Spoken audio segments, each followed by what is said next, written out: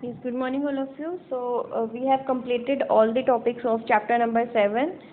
Only one topic was left, which was area of a triangle. But this topic is now omitted by the CBSE. आपके board exam में इससे related questions नहीं आएंगे, but एक बार discuss कर लेते हैं, मतलब एक बार गो थ्रू हो जाएगा कि आप लोग बिल्कुल ब्लैंक नहीं रहोगे। और बाकी इसको हम लाइव क्लासेस में भी एक बार करेंगे डिस्कस।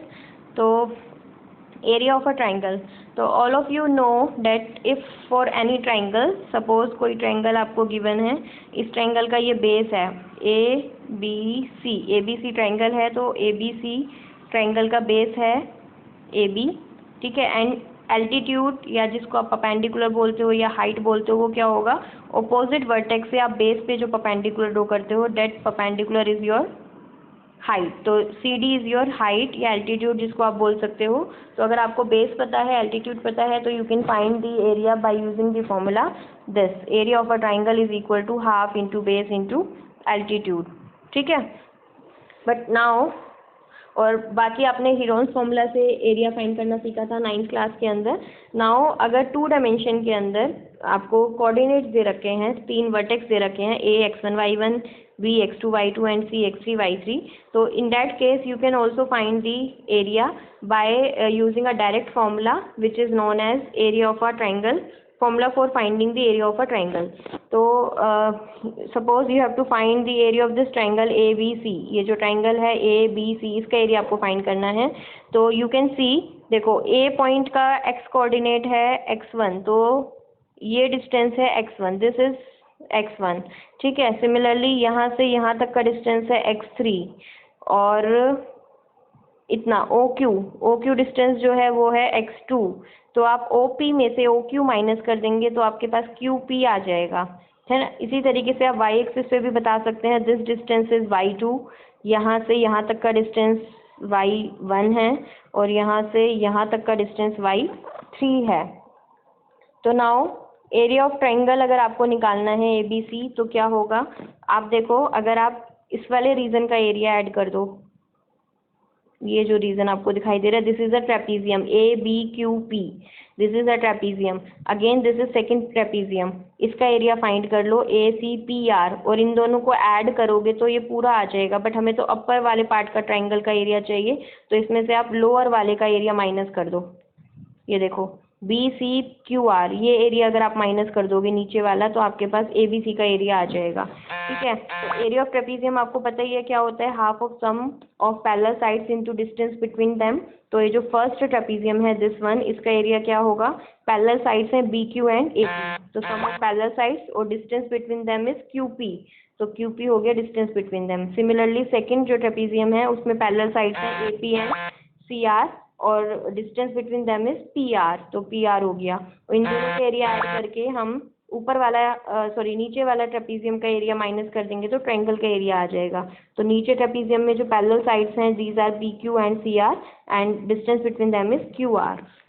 तो अब बस कुछ नहीं करना है, आपको वैल्यू पुट करनी है। जैसे BQ किसके इक्वल है, BQ is y2, similarly AP is y1, है ना, वर्टिकल डिस्टेंस जो है ए कोऑर्डिनेट का, ऑर्डिनेट जो है, and AP y1, CR y3, and what is QP is x1 minus x2। तो ये सारी वैल्यूज हमने पुट कर दी है। यहाँ से फिर हम मल्टीप्लाई करके x1 कॉमन लेके x1 वाली टर्म एक साइड, x2 वाली एक साइड, x3 वाली एक साइड, और यहाँ से आपके पास जो फॉर्मूला निकल के आया, that formula is this, half of x1 y2 minus y3 plus x2 y3 minus y1 plus x3 y1 minus y2। तो this is known as the formula for finding the area of a triangle. तो आपको कुछ नहीं करना है, आपको simply क्या याद रखना है, देखो x1 y1 ये फर्स्ट कोऑर्डिनेट है, x2 y2 ये सेकंड कोऑर्डिनेट है, और x3 y3 ये थर्ड कोऑर्डिनेट है। तो जो एरिया होगा ट्राइंगल का, एरिया ऑफ ट्राइंगल, वो किसके इक्वल होगा, half of, bracket start, x1 आप लेंगे तो x1 ब्रैकेट में फिर क्या आएगा, y2 माइनस y3, यही था ना फॉर्मूला, देखो x1 y2 माइनस y3, तो ब्रैकेट में y2 माइनस y3 आएगा। Then if you right x2, अब आप x2 लिखेंगे तो ब्रैकेट में y3 माइनस y1 आएगा, देन x3 लिखेंगे तो y1 माइनस y2 आएगा, एंड ब्रैकेट क्लोज।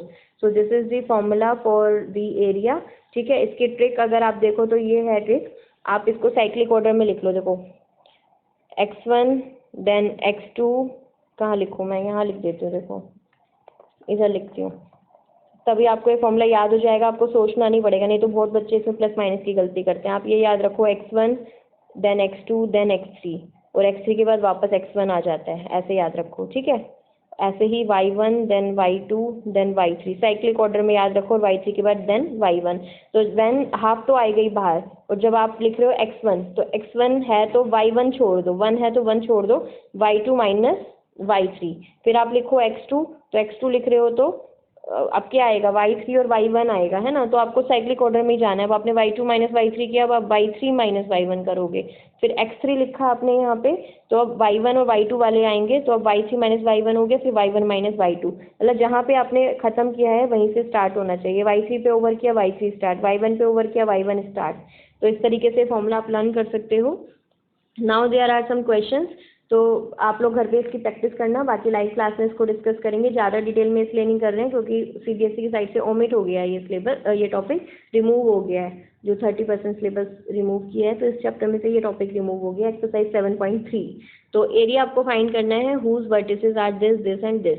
तो लेट हमने इन वर्टिसेस को ए बी सी लेट कर लिया, तो जो फॉर्मूला था, पहले यहाँ पे फॉर्मूला लिखेंगे, फॉर्मूला लिखा नहीं हुआ है, तो फॉर्मूला लिखने के भी मार्क्स होते हैं। फॉर्मूला लिख के वैल्यूज पुट करनी है। दिस इज x1, तो x1 आ गया यहाँ पे, y2 माइनस y3, तो y2 is 6 minus y3 minus 5, तो माइनस माइनस प्लस हो गया। सिमिलरली बाकी वैल्यूज आप पुट करके आंसर आ गया 24, and because this is area, question में आपको एरिया फाइंड करना है, तो you will write 24 square units. ये लिखना बहुत ज़रूरी है, अदरवाइज मार्क्स कट हो जाएंगे आपके, ठीक है। यूनिट हमें नहीं पता मीटर है सेंटीमीटर है, इसलिए हम स्क्वायर यूनिट लिख देंगे इसको। Similarly this is again the next question. इसमें जो एरिया आया वो -2 आया, बट आपको पता है area can not be negative, तो इसकी जो न्यूमेरिकल वैल्यू है हम वो ले लेंगे 2। तो आपको ये याद रखना है, इस तरीके से जब आप एरिया निकालेंगे इस फॉर्मूले का यूज़ करके, तो अगर नेगेटिव वैल्यू आई है तो आपको उसका मैग्नीट्यूड करना है, पॉजिटिव वैल्यू लेनी है, मैग्नीट्यूड जो होता है, ठीक है। तो एरिया कितना हो जाएगा, 2 स्क्वायर यूनिट। सिमिलरली यहाँ पे जो ट्रायंगल है इसका एरिया आ गया हमारे पास 0।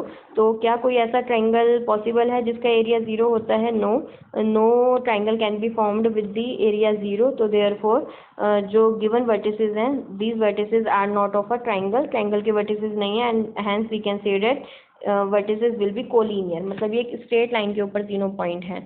तो याद हो मैंने आपको बताया था, जो हमने फर्स्ट एक्सरसाइज में कोलिनियरिटी का क्वेश्चन किया था, तो मैंने बोला था एरिया ऑफ ट्रायंगल का यूज़ करके भी हम पॉइंट्स को कोलिनियर प्रूव कर सकते हैं। कैसे? आप उन तीनों वर्टिसेस जो 3 पॉइंट दे रखे हैं उनसे फॉर्म होने वाले ट्रायंगल का एरिया फाइंड करो। अगर वो एरिया 0 आ जाए तो बिकॉज ट्रायंगल का एरिया 0 नहीं हो सकता, तो वो 3 नॉन कोलिनियर पॉइंट नहीं होंगे, क्योंकि नॉन कोलिनियर पॉइंट जब भी होंगे तो उनसे ट्रायंगल फॉर्म हो जाएगा, और ट्रायंगल फॉर्म ही नहीं हो रहा है, तो इसका मतलब वो तीनों पॉइंट्स कैसे होंगे, कोलिनियर पॉइंट्स होंगे। तो this is how you can prove collinearity of 3 points by using the area of a triangle. So there are some other questions and exercise also you can try at your home, and we will discuss the same in the live class also. But exam के point of view से आपको ये नहीं करना है। Extra information के लिए मैंने ये बता दिया आपको कि करना ज़रूरी है। एनसीईआरटी में था तो सही ना, पहले तो आपको पता होना चाहिए, should be aware of these formula also. So all of you, goodbye, take care, see you in the next video.